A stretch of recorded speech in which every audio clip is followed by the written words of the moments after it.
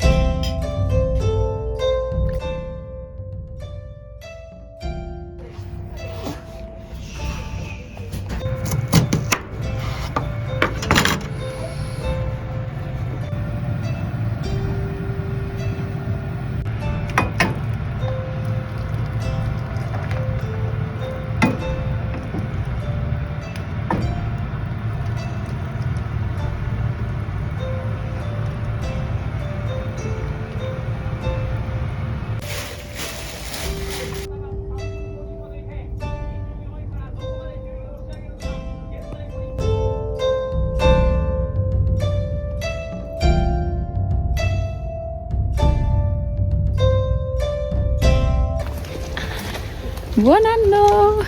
Siamo al tempio perché il primo dell'anno si va al tempio a pregare. Può essere sia il primo dell'anno che il 2, il 3, insomma i primi dell'anno si va una prima volta a pregare. Hatsumode e si chiama, e adesso siamo in questo jinja che si chiama Okuni Jinja. Qua vendono le patate arrosto.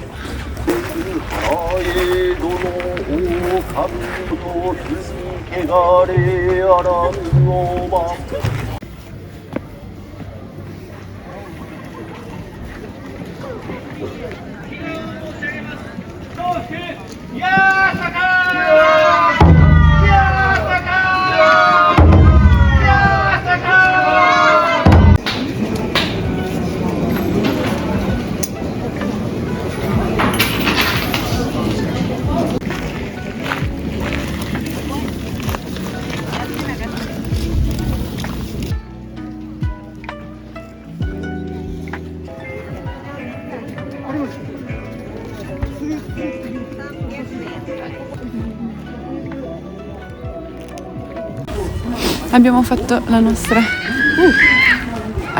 nostra preghiera e abbiamo comprato anche un sacco di omamori, abbiamo fatto l'omikuji. Omikuji è un'estrazione praticamente di un biglietto che ti dice quanto sei fortunato. L'abbiamo fatto per il bebè ed è venuto fuori grande fortuna, quindi siamo molto contenti. E poi abbiamo comprato un sacco di omamori e cose insomma per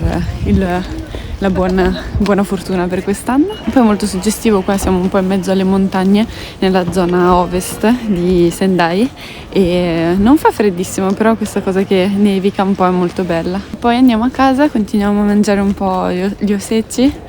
e le cose del primo dell'anno, si guarda la TV, si sta in casa e di solito così è come passano il tempo i giapponesi i primi dell'anno, che sono quei pochi giorni che hanno di festa che passano proprio a casa a non fare niente, magari fanno le pulizie, però in genere si sta tutti insieme in famiglia al caldo a mangiare e a guardare la TV.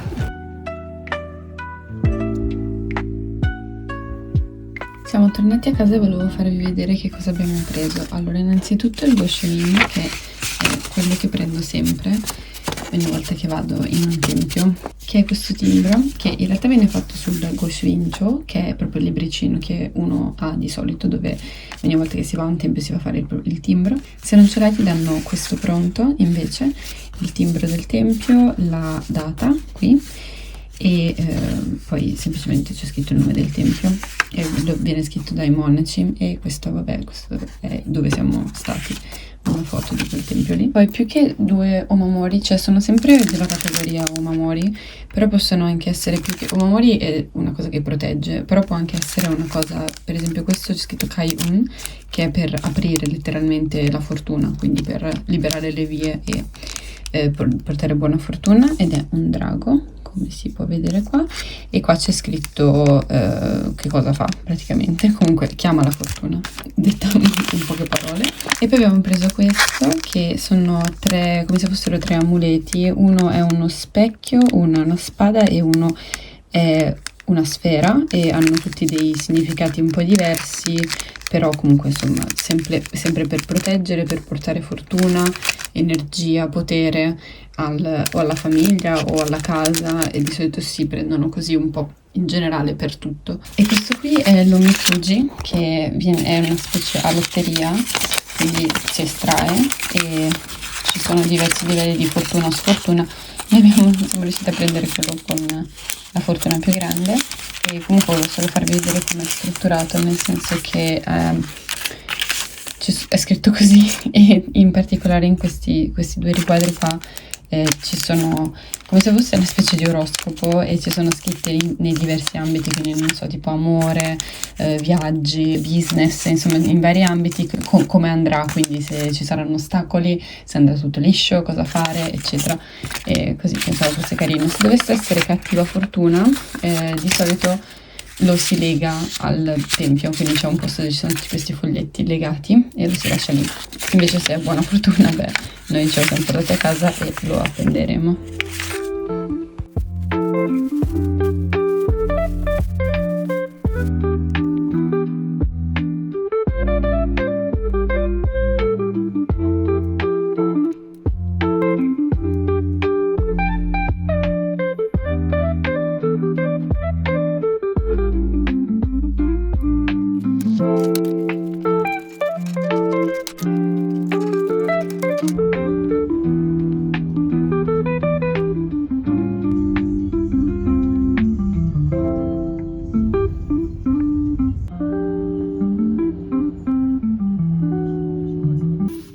Siamo al 2 dell'anno e siamo venuti a Tokyo, in realtà nella prefettura di Chiba, che però è molto grande,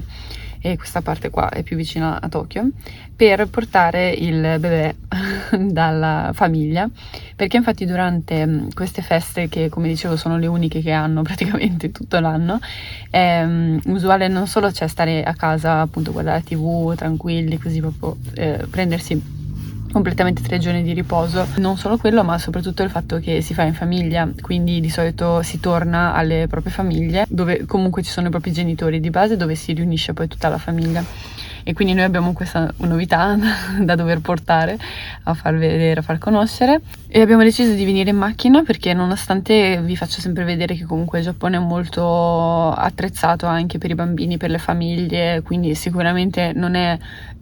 troppo difficile spostarsi con un bambino, anche con i mezzi, con i treni veloci, Shinkansen eccetera, e comunque vabbè, per noi funzionava meglio la macchina, quindi anche perché dipende un po' da dove devi andare. Lo Shinkansen, che è il treno veloce, c'è soltanto nelle, diciamo, tappe principali, poi se ti devi spostare in altre città ovviamente ci sono i treni locali che sono un po' meno attrezzati, anche solo per il fatto che non hanno il bagno, quindi dopo vi faccio vedere com'è l'hotel dove ci fermiamo.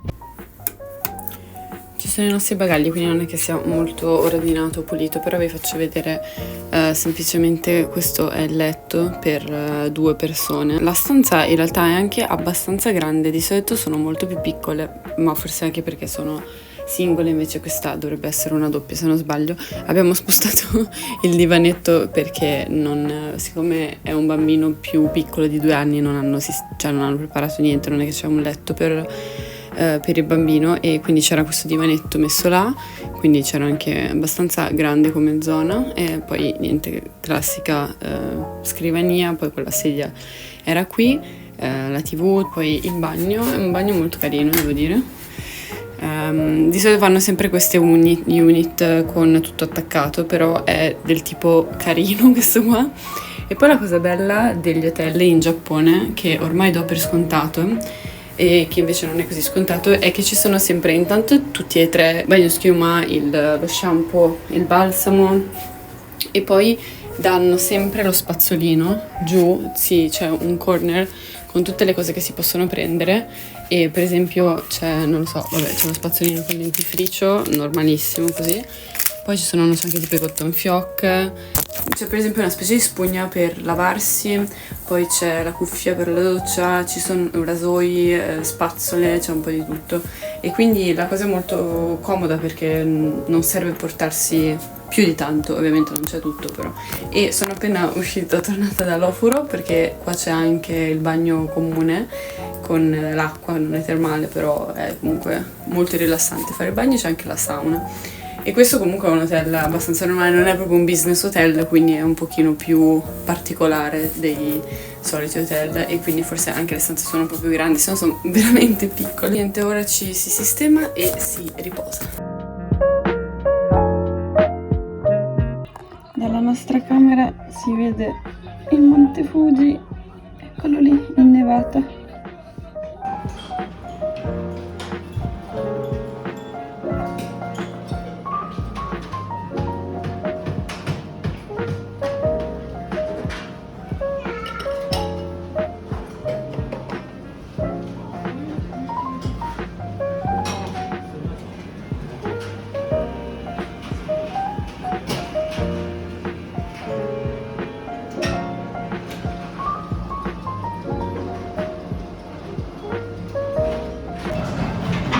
Abbiamo appena fatto colazione, c'è un sacco di roba buonissima,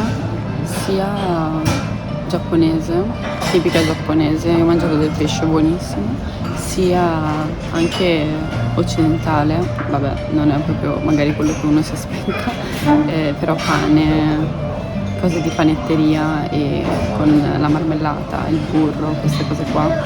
molto buono, molto molto buono, è super rilassante l'atmosfera.